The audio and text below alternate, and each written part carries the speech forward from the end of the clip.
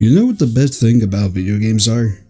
They allow you to escape the cruel insanity of real life by allowing you to see what their reality is like. You get to see how everything flows, what does what, and who has what ability. Basically, it all boils down to what are the rules and what's the logic of the world you're about to put some time into. But then you get the kind of games who spy you coming from their hiding spot in an alley, tell you to come towards them, and go, "Hey, want some good stuff?" And you're like, "Nah, I probably shouldn't." And the game is like, "Oh, come on, man." Then you think about it and say, "Hey, sure, why not? I'll give it a shot." Then you wake up at home 12 hours later not remembering what happened.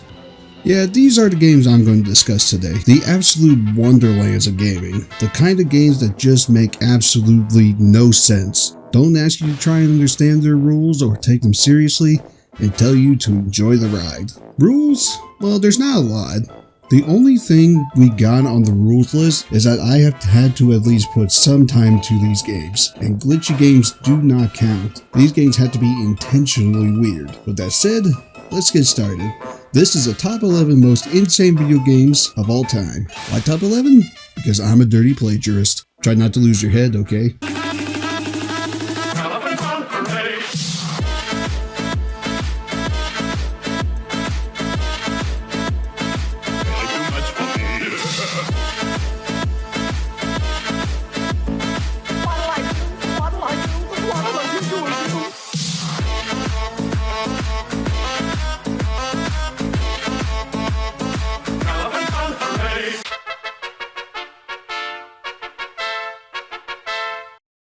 The Labyrinth is not merely a maze, it is a living monument to suffering, a construct built to drive all who enter it to madness. The walls aren't just high, they're suffocating, leaning inwards like clenched fists, dripping with moisture that reeks of mildew and something foul. Every corner promises not escape, but deeper confusion. Time dies in the labyrinth, minutes stretch into aching eternities. Hunger gnaws at your gut, thirst scratching at your throat, and the only company is the sound of you panicking. There is no forward, no back, just endless circles. You forget why you enter the labyrinth. All the pathways look the same. You forget your name, and worst of all, when you scream, the walls don't just swallow the sound, they listen, and sometimes look out, glowworm! they talk shit.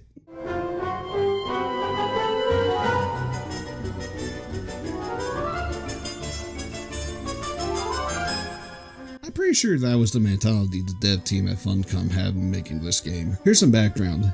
This game was based on the 1995 film of the same name, starring the same characters, and following the plot as well as any SNES or Genesis adaptation of a Disney movie back in the early 90s. There were a lot of different versions, but we're focusing on the PS1 version. This game is a top-down isometric puzzle game within Whipstaff Manor. It follows the plot of the movie, alright. Lonely Ghost wants to make friends with the new people living in the house, so he gives them each a gift. But once he starts thinking, I'd like to be alive again, Stretch, Stinky, and Fatso scheme to take apart the Lazarus machine that Casper's father invented and scatter all the pieces around the mansion. It's up to you to track them down, rev up the uncles, and put the Lazarus back together so Casper can achieve his goal. I did say this was a puzzle game, but it's a little more than that. It's also a collectathon game, where every item has a purpose. The food gives you health. How that works when you're a ghost, I don't know. The coins are plentiful, but entirely useless outside the final boss. Puzzle pieces that, when put together in the right frame, gives you a power-up. And keys. Lots and lots of keys. Too many keys, actually. Act 1 of the game is pretty easy. Find a book and the rose for Cat and her dad. And after that, it kicks off Act 2, where you have to start fighting the uncles around the house. The thing is, on your first playthrough, aside from the first room you start in, and a few glowing arrows in the doorways, you're not gonna know where you're going or what you're doing. Everything can do anything. You gotta flip the arms of the suit of armor so they're in the correct position to open a door. There are buttons and switches to push everywhere. And you won't know you've done something until you see a picture frame move, see a wall open up, or hear a gate somewhere else but in the same general area you're currently in open up. There's color-coded doors that need the correct keys to open, and those keys can be anywhere. Once you start to really open up the pathways in the manor, you're going to get lost, and as the mysterious voice tells you, This is a big house, and it's easy to get lost. see these chests? They can contain items that'll help you. They might also have Fatso hiding inside waiting to smack you, and sometimes they'll have both. Speaking of Fatso, the three uncles are constantly hounding Casper throughout the game, and as stated before, they're this game's boss fights. In random parts of the Wistad Manor, you'll run into either Fatso, I want my dinner, Casper. Feed me. Stinky, Smellogram for Casper. or Stretch. Why so grave, Casper? Don't you want to? Rest in pieces? And you have to figure out how to deal with them. Some of them are pretty easy, like the first Fatso fight. He says he's hungry, so you go into the kitchen, grab the hamburgers off the table, and as he's chasing you, you put down the burgers. He'll stop chasing so he can eat the burgers, and once all the burgers are gone, he'll fall asleep and you'll get your first part of the Lazarus. The first Stinky fight, while a little more tough to figure out with his dialogue box, is also pretty easy. All you need is Cat's perfume when she leaves it behind in the room you found her in, then spray and pray. But after that, once you get into other fights, if you don't have the right item or power up needed, you're gonna get pummeled. So you gotta explore more of the manor, and this house is ludicrously big. Some air vents take you into new rooms, and sometimes if you go in the one you just came out of, you'll go someplace else entirely. This game is just one long endurance test of patience. How long can you last and how far can you get before you crack and look up a guide? That's what this game is, a guide game. On the same merits of the original Metroid and Legend of Zelda, Casper might be friendly, but if you can't handle his PS1 game, he wants nothing to do with you. But after a while, you find and assemble the Lazarus, only to find out Cat's dad died off screen, and you have to find one more thing to save him, the cellular integrator. You know what that means? Combing the entire manor up and down in case you missed anything. I'm tired of this, Grandpa. That's too damn bad! You keep digging! I've never been this game fair, I'll be honest. Everything I described is from a guide.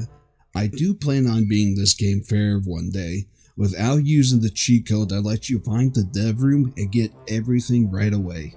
But today isn't that day. I'll get there one day, Ghost Boy. One day.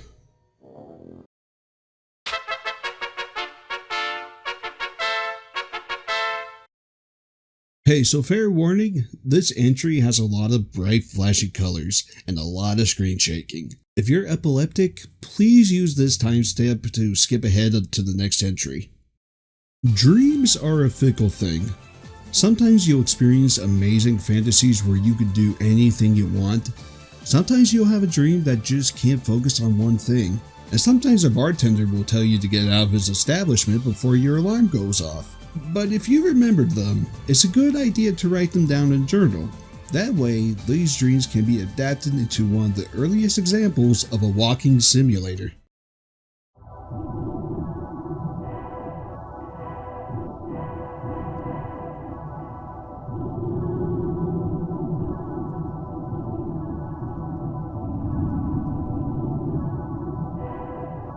LSD Dream Emulator, a Japanese exclusive title for the PS1, is a glorified walking simulator and may be one of the first examples of its kind. It's pretty simple, you just walk around until you bump into something. What that something is could be positive or negative. All these years later and I still don't know what the transition colors translate to, and you keep going until your guy either wakes up or you accidentally fall off a ledge like a dope. It's strange, and the longer you play, the stranger the dreams get. And then at one point, this dude in gray shows up and chases you, and he'll show up in so many areas. The textures and characters will change, and it just goes on and on. I don't think there's even an end goal. I've actually played this game through the revamped version by Figglewatts, which is still being updated to this day, and it's almost done. A future update will have a VR addition to this game, which I can already imagine being pretty headache-inducing. Follow your dreams, kids.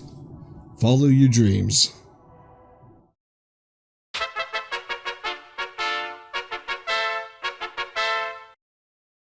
Five Nights at Freddy's. There's nothing I can say that hasn't already been said. A game made by one man who was on the verge of giving up on making games forever has now evolved into a pop culture phenomenon, with multiple theatrical films, a good chunk of main game titles, novels, toys, and of course, Springtrap being in Dead by Daylight. Love you, bunny bitch. It became so popular that even its own fan games garnered their own followings. Five Nights at Sonic's, Fun Times at Homer's, the entire trilogy, Treasure Island, that list goes on and on. Then you get the odd fan games that are a different breed all on their own.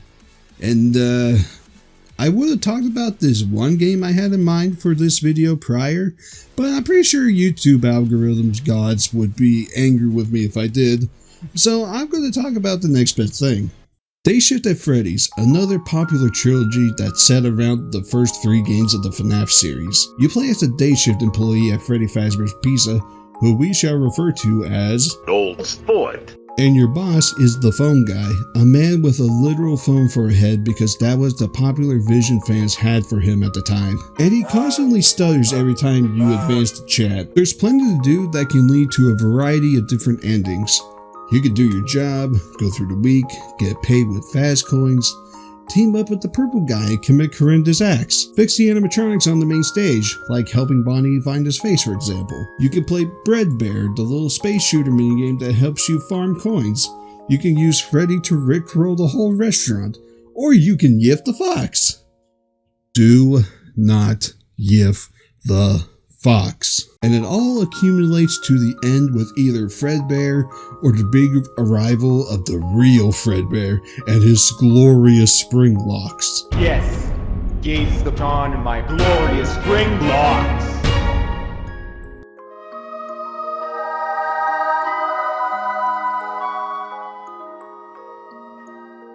God, I love text-to-speech. But hey, if you ever wanted to play a FNAF game that was less focused on horror, more focused on comedy, the Day Shift trilogies are the games for you. Just again, don't yiff the fox please. We've had to fire 3 employees because of it.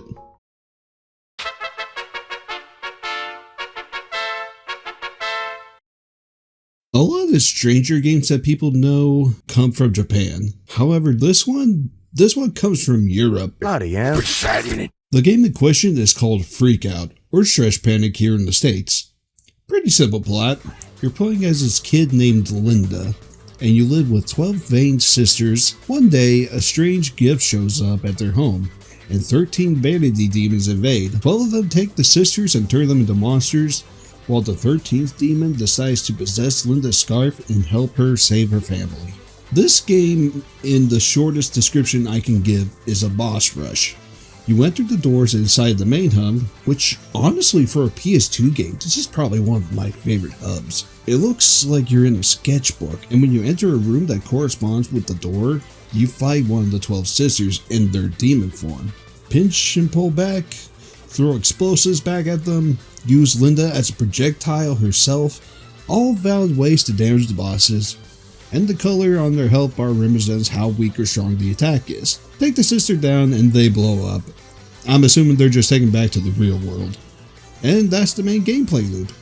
But here's the thing, when you enter the hub for the first time, you can't actually start tackling the bosses head on. You need points first.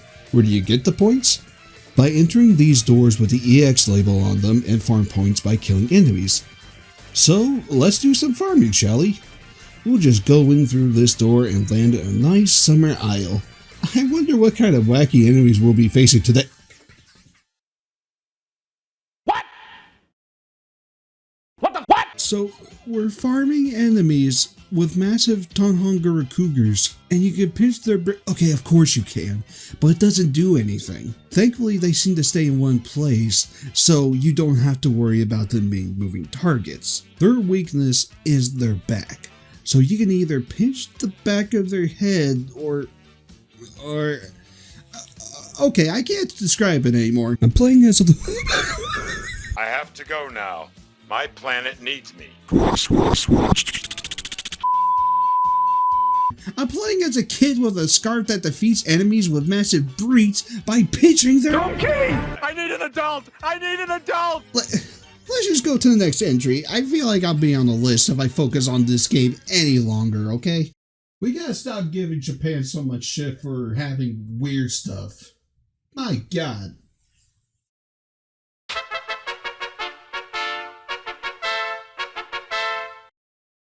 I'm still talking about European games.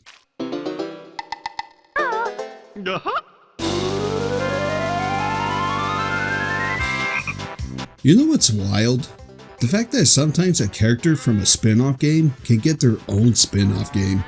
It's a rare thing, but when it happens, you can end up with a couple of good games under your belt, or a one-game wonder that doesn't go anywhere, but becomes a cult classic over time. In this case, we're looking at one of the rare rated M games to be found on Nintendo's very own 64.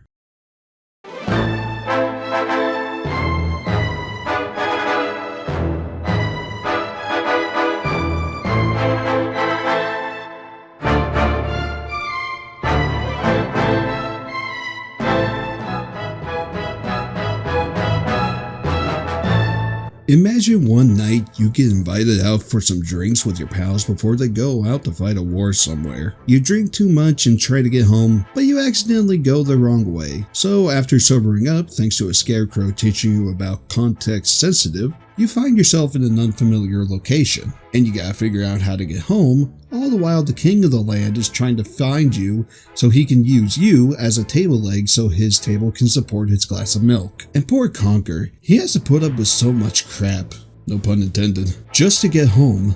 He has to help catfish steal money, roll poo around, fight a Terminator, fight a giant mound of living poo, fight caveman for some reason, get involved with the mob, meet his vampiric grandfather, and finally get dragged into the war his buddies enlisted to fight, while collecting a lot of money along the way. Yeah, I think the round's on me. I'm gonna get tanked tonight.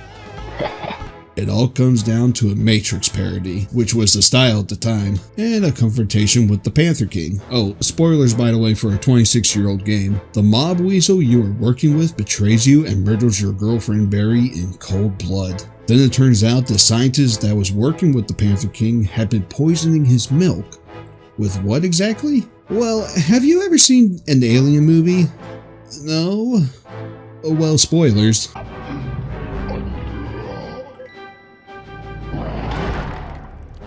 Okay, in the movie they're not fully grown like that, but yeah, instead of the Panther King, the final boss is against a straight up xenomorph from the Alien franchise, even down to using the mech suit and the famous quote, "Get away from her, you bitch." Unfortunately, the xenomorph is resilient, and just when it seems to be all over,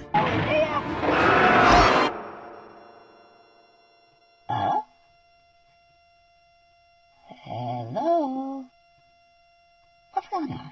in a bit of sheer dumb luck, the game locks up for everything except Conker, and he takes full advantage of the situation by talking to someone on the dev team, asking them to put him and the xenomorph back in the throne room with a weapon of his choice, the samurai's katana. He slays the xenomorph, and as the characters Conker meet along the way enter the throne room to declare him the new king of the land, the red squirrel realizes one thing. Oh no, I forgot to... I should have brought Barry back to life. Oh no. Hello, programmer. Thank God. He didn't actually use the lockup to his full advantage.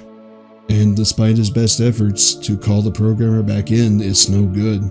He's crowned king and he realizes he's stuck in this position, in a room full of people he couldn't even care less about. He may be king, he may have all the money he could ever ask for, but it's just not what he wants. He's forced to accept that he's in this position he didn't want to be in the first place. To make matters worse, Microsoft, after buying out Rare, tried to revitalize him twice. Once as DLC for a game called Project Spark, which honestly people only know about because of Conker, and Young Conker for the HoloLens, which was rightfully cancelled because nobody wants to look at this abomination of a redesign. People, including myself, are still hoping for a new game, but at the same time, I gotta agree with Conker. It's not gonna happen. It's true what they say. the grass is always greener. And you don't really know what it is you have until it's gone. Gone. Gone. It must be so lonely at the top. Now I just made myself sad. Let's go to the next entry. God damn it.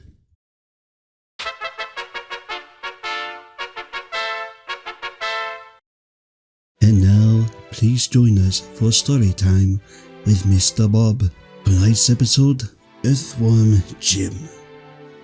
Once upon a time, there was an earthworm named Jim. He was digging through the soil, minding his own little worm business, when a crow started to harass him, wanting a quick snack. Luckily, a super-powered spacesuit lands right on top of him, allowing the earthworm to transform and merge with the suit, becoming the galactic hero we know as Earthworm Jim.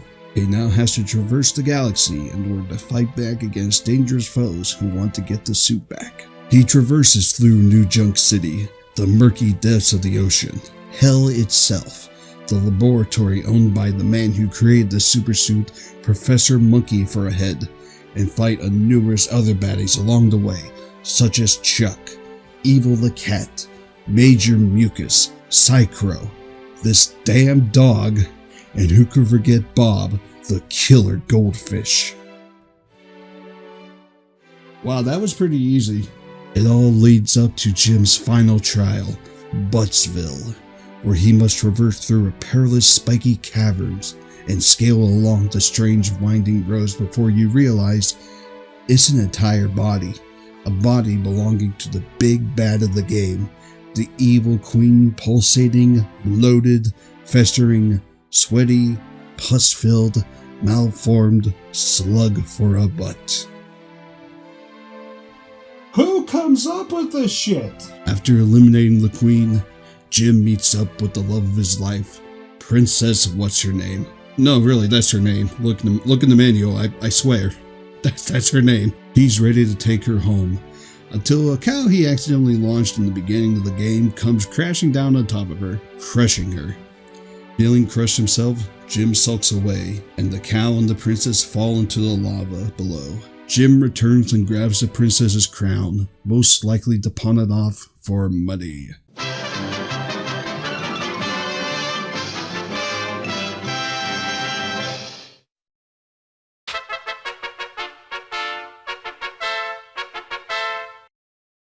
Alright, time for the goofiest pick for the list. West of Loathing is an RPG set in the Wild West. You play as a little stick figure guy whose dream is to be the greatest cowboy ever, which involves either being a snake oiler, a cowpuncher, or a bean slinger. Trust me, these make sense once you start playing the game, especially since there's been a shortage of each class ever since the cows came home. So you gather your things, say goodbye to your bird, your family, and set off to be the best cowboy, snake oiler, cowpuncher, bean slinger you can be. And before you leave home, make sure you check your room, because you'll find the greatest item ever in the video game. A book on walking stupid, which unlocks the stupid walking as an option, and once you turn it on, you'll never want to turn it off, until you get bored of it anyways.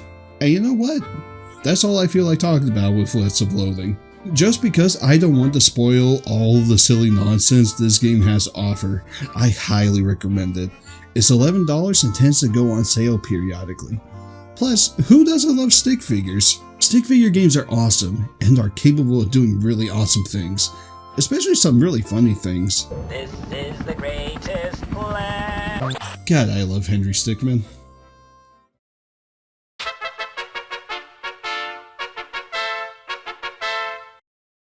Everybody's gotta use the toilet sooner or later.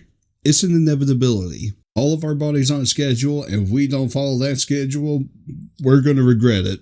When you're right next door to the bathroom, it's convenient. When you're on a highway, not so much. And there are times when you really need to go, the universe just seems to say no, and looks to mess with you in any way it can. I don't know how to set this up any further, but the punchline is Toilet in Wonderland. For the longest time, and even to this day actually, RPG Maker games have been predominantly horror themed. You made Nikki, Ib, Space Funeral, Aoni. I'm not touching that with a 60-foot pole. Of course, you get your heavy hitters like Undertale and Deltarune. or more story-driven games like To the Moon. And then you have the oddballs, one of the more famous being Toilet in Wonderland. I gave a short synopsis barely a minute ago, but the story is you're Mira, a girl with horrible constipation issues, and you need to go really bad. So you have to go through these magical lands, meet Michael Jackson for some reason, find the 6 magical toilets across the game's worlds, and hopefully relieve yourself. The only problem is, you're gonna die. A lot.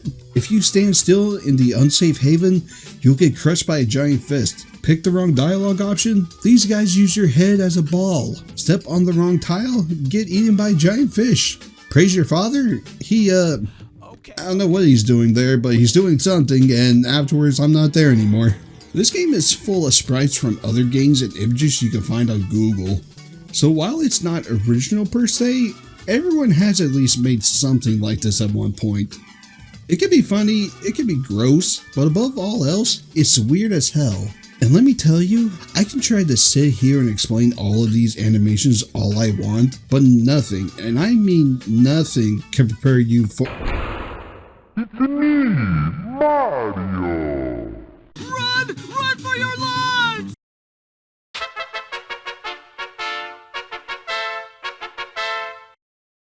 Who doesn't like a good old-fashioned fairy tale? A lot of good movies are based on fairy tales. Such examples include just about most of Disney's catalog that aren't live-action remakes: The Wizard of Oz, Shrek, worlds of mystical creatures and magic, a knight in shining armor saving a princess from the dragon, kid going to grandma's house, princess being protected by 7 dwarves, countless of stories, countless of encounters, all leading up to the grand conclusion where they live happily ever after. Like that's ever gonna happen. What a load of— Somebody. Alright, let's cut the good vibes crap for a moment, because let me tell you, the original versions of these fairy tales are kinda twisted. The original Little Mermaid, she dies. Hamlet, the story the Lion King is based on, Hamlet's planning to find out whether or not his uncle killed his father, ends up causing havoc amongst his people. Cinderella, oh, she gets the prince, but her pigeon buddies, do eye surgery. Yeah, let's call it that so I don't get demonetized. The original Pinocchio? This little wooden jerk kills Jiminy Cricket. By accident, sure, but the original version of the story was too depressing. So that's why we have the ending we have now, where he becomes a real boy. These fairy tales are so sensitized. If only there was someone who can change them back so we can experience these stories for how they really are. Ugh, there's too much light. My blessed miss forsaken! These fairy tales are most ways of dark and fly a lifeless dream. Through 'em bleak, I'll craft 'em dark to make 'em grim. That's my hallmark. Now the rancid, stale and foul, despise the happy ending. Gross and nasty make me howl, though they may be offending. I'm here to read true tales of light, of fear and woe, bring back the night. I hate dumb luck, a tore-up tuck. My humble goal is to Okay, that might be too much. Meet Grimm, a foul, ill-tempered dwarf that creates darkness wherever he goes. The more his influence spreads, the more powerful he becomes. And while he claims to be fixing the stories and bringing them back to their original state, in the end he causes an opposite reaction and creates dark parodies of the stories, becoming crueler than those he claims to have gutted the original tales. There are a total of 23 episodes, ranging from Little Red Riding Hood to Puss in Boots, all the way to Snow White and Pinocchio. And as you traverse through each story, Grimm will give his 2 cents on the situation every now and then, but mostly wants you to get a move on so he can keep up the chaos. And trust me, it gets pretty intense with what he wants. If he feels a character should get what's coming to them, he'll make sure it happens. People blow up, get crushed, burned. They just die in vicious ways that makes the dopamine rush in Grimm's brain. He even teases the idea of visiting Yoshi's Island. Some people just need to see the world burn, I guess.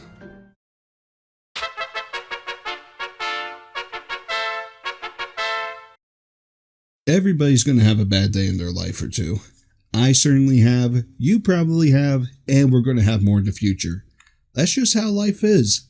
and all we can do about it is just let it happen and bounce back from it. But what happens when you and your family collectively have a terrible, horrible, no good, very bad day, where everything that could go wrong does?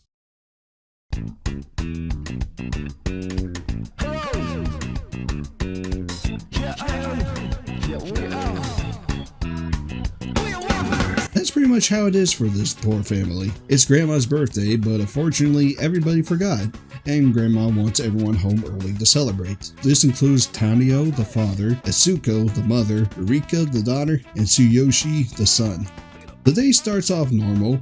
Tanio is at work, Atsuko is doing shopping for the birthday dinner, Rika is at school, and Tsuyoshi is chilling in the backyard reading a Godzilla manga. But faster than Disney deciding which classic to screw up with another live-action remake, things go downhill fast for the family in minutes. Tanio's workplace goes up in smoke, Atsuko gets held up by bank robbers, Rika tries to take care of a baby UFO, and Tsuyoshi gets shrunk down to the size of an ant. And now it's up to you to help the family get home in one piece and celebrate Grandma's birthday. It plays like a minigame collection. Think of an early version of WarioWare Inc., where each minigame is somewhat different and you get to do a lot of things while trying to help the family stay sane and not get destroyed by whatever threat they're going against. And sure, they get to the party in the end, but the game ends with a cliffhanger.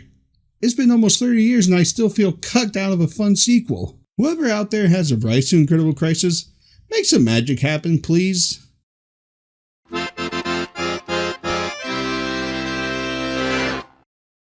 Katamari Damacy. We all know the games, right?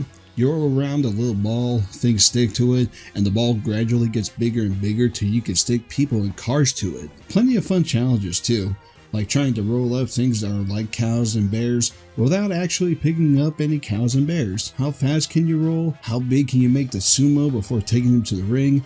The fun games. We're not talking about them though. We're talking about the estranged cousin, Nobi Nobi Boy. This now delisted wonder boy sees you playing games, well, boy, you're a little worm dude that can stretch his body out, and if he's big enough, he can eat stuff around him. The more he eats, the bigger he gets. The bigger he gets, the more he can stretch himself out. What's the point of doing all this? Well, you're feeding your length to Girl, your giant girlfriend who wants to stretch all throughout the solar system and loop back to Earth. Sounds fun, huh? Well, you won't be able to play it anymore. It's been delisted for quite some time now. All we have left in terms of knowledge of its existence are videos on YouTube. We should stop killing games. That's all I'm saying. Hope you're listening out there in the great beyond, you little parasite.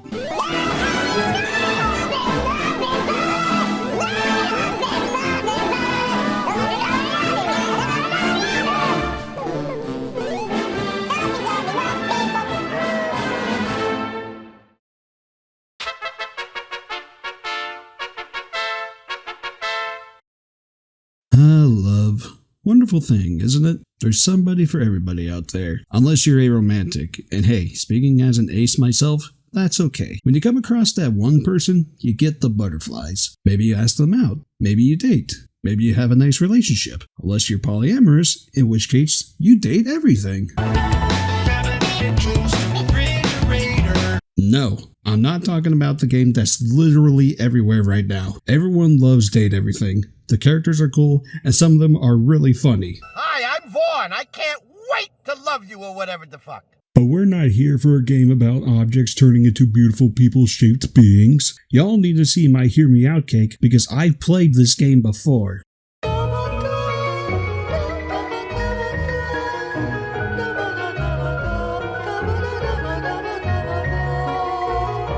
What do you know? We started this list with a guide game, and now we're ending it with a guide game. In Tulip, you're the new kid in town, moving in with your dad who we never see in the entire game because his face is stuck to that newspaper of his. In Long Light Town, you end up running into the girl of your dreams. But hey, this isn't a dream, this is real life. So if you think you could just waltz up to her and kiss her, you're going to get smacked. To cheer yourself up, you decide to write the girl of your dreams a love letter. But when you mail it, you find out there's a big boulder on the tracks, and you're being blamed for it.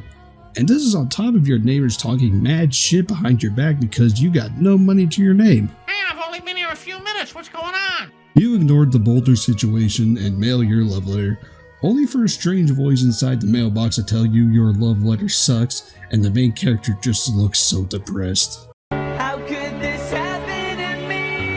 But hey, no need to fret, because the strange voice tells you they can help you out. So you go into the sewer like the stranger told you, and you find out the stranger is... Mr. Saturn? No, this is Michio Suzuki, an underground resident. His job is to teach you how to write a better love letter. How? By kissing everybody. And every time you kiss somebody, it's like the first time all over again. This is basically how you level up in the game. You meet certain conditions with the residents, you kiss them, and you get a point. Once you kiss enough people, you level up and get more HP. Oh, and sometimes you get paid.